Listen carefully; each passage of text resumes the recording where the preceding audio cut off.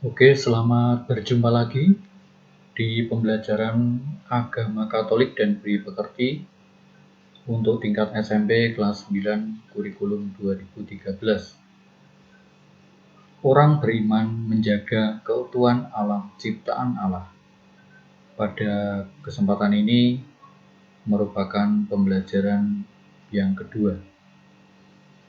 Sebelum kita lanjutkan, alangkah baiknya kalian menyiapkan alat tulis, buku, sehingga nanti kalian bisa membuat ringkasan tentang materi-materi pembelajaran yang kita pelajari bersama. Untuk kompetensi dasar, yang pertama, menghargai keutuhan alam ciptaan. 2. Ikut bertanggung jawab dalam memelihara keutuhan alam ciptaan. 3. Menggali berbagai keprihatinan tentang keutuhan alam ciptaan, usaha yang dilakukan, sikap dan pandangan gereja terkait dengan hal tersebut. 4. Merencanakan kegiatan penghijauan di lingkungan sekolah sebagai bagian dari usaha mengupayakan keutuhan alam ciptaan. Indikator 1. Menjelaskan makna alam bagi hidup manusia. 2. Menjelaskan penyebab kerusakan alam beserta akibatnya. 3. Menjelaskan pandangan gereja terkait dengan makna alam bagi hidup manusia. Sebelum kita lanjutkan pembelajaran hari ini, kita awali dengan doa. Demi nama Bapa dan Putra dan Roh Kudus. Amin. Allah Bapa kami, Engkaulah Allah Sang Pencipta kehidupan. Kami bersyukur kepadamu atas anugerah alam yang indah ini. Pada hari ini kami ingin memulai kegiatan belajar. Terangilah akal budi dan pikiran kami, agar kami mampu untuk mengikuti pelajaran hari ini dengan baik. Bukalah hati dan pikiran kami, agar kami mengetahui serta memahami kehendak-Mu melalui kegiatan belajar kami pada hari ini. Engkau kami puji ya Bapa, kini dan sepanjang masa. Amin. Demi nama Bapa dan Putra dan Roh Kudus. Amin. Kita lanjutkan. Untuk materi selanjutnya adalah menyimak, mempelajari isi dari bacaan yang diambil dari kitab Kejadian bab 1 ayat 1 sampai 25. Pada mulanya Allah menciptakan langit dan bumi. Bumi belum berbentuk dan kosong gelap gulita menutupi samudera raya, dan Roh Allah melayang-layang di atas permukaan air. Berfirmanlah Allah, jadilah terang. Lalu terang itu jadi. Allah melihat bahwa terang itu baik. Lalu dipisahkannyalah terang itu dari gelap. Dan Allah menamai terang itu siang, dan gelap itu malam. Jadilah petang dan jadilah pagi. Itulah hari pertama. Berfirmanlah Allah, jadilah cakrawala di tengah segala air untuk memisahkan air dari air.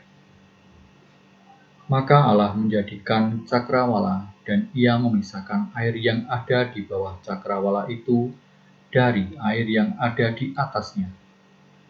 Dan jadilah demikian. Lalu Allah menamai cakrawala itu langit. Jadilah petang dan jadilah pagi. Itulah hari kedua. Berfirmanlah Allah, hendaklah segala air yang di bawah langit berkumpul pada satu tempat, sehingga kelihatan yang kering. Dan jadilah demikian. Lalu Allah menamai yang kering itu darat, dan kumpulan air itu dinamainya laut. Allah melihat bahwa semuanya itu baik. Berfirmanlah Allah, hendaklah tanah menumbuhkan tunas-tunas muda, tumbuh-tumbuhan yang berbiji, segala jenis pohon buah-buahan yang menghasilkan buah yang berbiji, supaya ada tumbuh-tumbuhan di bumi, dan jadilah demikian.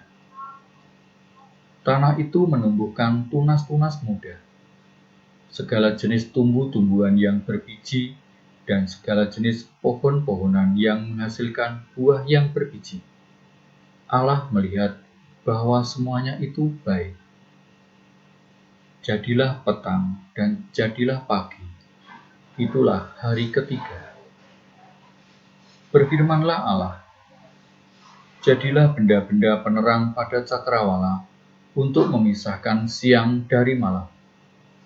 Biarlah benda-benda penerang itu menjadi tanda yang menunjukkan masa-masa yang tetap dan hari-hari dan tahun-tahun. Dan sebagai penerang pada cakrawala, biarlah benda-benda itu menerangi bumi. Dan jadilah demikian.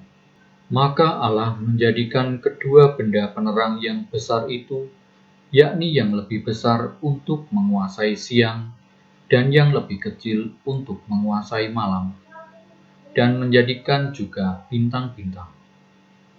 Allah menaruh semuanya itu di cakrawala untuk menerangi bumi, dan untuk menguasai siang dan malam, dan untuk memisahkan terang dari gelap. Allah melihat bahwa semuanya itu baik. Jadilah petang dan jadilah pagi. Itulah hari keempat. Berfirmanlah Allah, hendaklah dalam air berkeriapan makhluk yang hidup, dan hendaklah burung beterbangan di atas bumi melintasi cakrawala. Maka Allah menciptakan binatang-binatang laut yang besar dan segala jenis makhluk hidup yang bergerak, yang berkeriapan dalam air, dan segala jenis burung yang bersayap. Allah melihat bahwa semuanya itu baik. Lalu Allah memberkati semuanya itu. Firman-Nya, berkembang biaklah dan bertambah banyaklah, serta penuhilah air dalam laut. Dan hendaklah burung-burung di bumi bertambah banyak. Jadilah petang dan jadilah pagi. Itulah hari kelima. Berfirmanlah Allah, hendaklah bumi mengeluarkan segala jenis makhluk yang hidup, ternak dan binatang melata, dan segala jenis binatang liar. Dan jadilah demikian. Allah menjadikan segala jenis binatang liar dan segala jenis ternak dan segala jenis binatang melata di muka bumi. Allah melihat bahwa semuanya itu baik. Demikianlah sabda Tuhan. Syukur kepada Allah. Anak-anak, berikutnya ini adalah kitab Kejadian bab 3 ayat 17 sampai 19. Lalu firman-Nya kepada manusia itu, karena engkau mendengarkan perkataan istrimu dan memakan dari buah pohon yang telah kuperintahkan kepadamu, jangan makan daripadanya, maka terkutuklah tanah karena engkau. Dengan bersusah payah, engkau akan mencari rezekimu dari tanah seumur hidupmu. Semak duri dan rumput duri yang akan dihasilkannya bagimu, dan tumbuh-tumbuhan di padang akan menjadi makananmu. Dengan berpeluh, engkau akan mencari makananmu sampai engkau kembali lagi menjadi tanah, karena dari situlah engkau diambil. Sebab engkau debu, dan engkau akan kembali menjadi debu. Demikianlah sabda Tuhan. Syukur kepada Allah.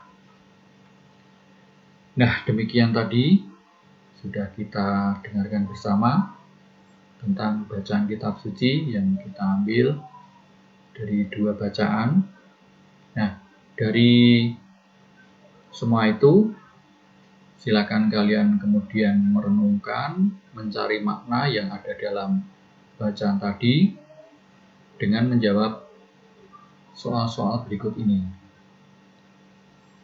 Soal yang nomor 1, ya, sebutkan 3 contoh perbuatan manusia yang menyebabkan alam menjadi rusak. Ini ada hubungannya dengan pembelajaran yang pertama yang sudah kita lakukan minggu yang lalu. Kemudian yang nomor 2, bagaimanakah kasih Tuhan kepada manusia? Ditampilkan dalam video ya, Kitab Kejadian bab 1 ayat 1 sampai 25 tersebut. Yang nomor 3, bagaimana pandangan kitab suci? Untuk Kitab Kejadian tentang makna alam bagi hidup manusia. Nomor 4, perhatikan Kejadian 3 ayat 17 sampai 19. Apa saja akibat yang ditimbulkan dari dosa Adam dan Hawa? Kemudian nomor 5, pelajaran penting apa yang kamu peroleh dari 2 bacaan kitab suci di atas? Silakan, ini soalnya nanti ditulis ya, kemudian kalian jawab. Kalian bisa berdiskusi dengan teman, atau kalian bisa juga mengulang-ulang video yang sudah kita lihat bersama tadi. Untuk refleksi dan aksi, nomor 1, sudahkah kita bersyukur kepada Tuhan atas alam yang telah diciptakannya bagi kita?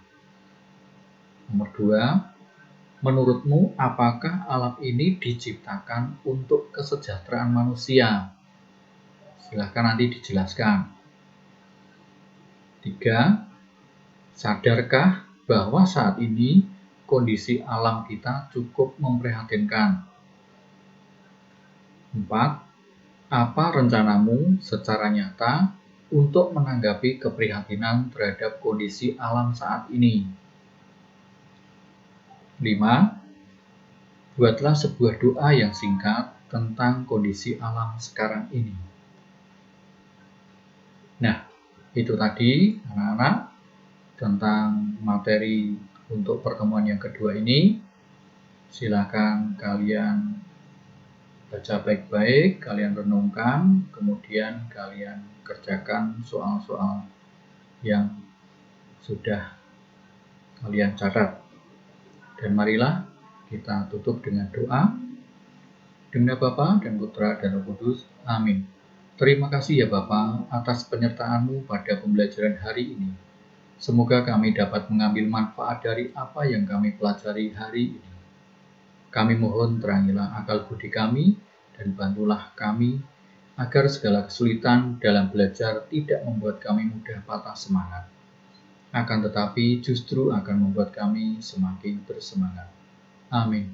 Demi nama Bapa dan Putra dan Roh Kudus. Amin. Terima kasih sudah menyimak video pembelajaran hari ini. Jangan lupa untuk padamkan yang merah dengan cara klik like, komen, dan subscribe. Terima kasih.